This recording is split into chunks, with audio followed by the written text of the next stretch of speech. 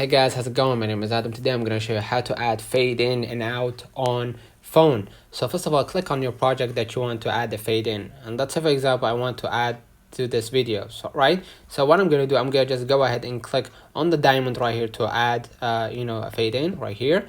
And what I'm going to do, I'm going to just go ahead to the opacity by just swiping right. You're going to see an icon right here, opacity, and just make it like 0, right? And now what I'm gonna do, I'm gonna just go ahead right here to the part of this video, and I'm gonna just go ahead and add the diamond right here again, right? And what I'm gonna do, I'm gonna just swipe right until you find the opacity, click on it, and just make it 100. All right, so this is like the fade in and fade out right here. And as you can see, it's successfully done. And the same goes if you want to add a part of the end of this video, right?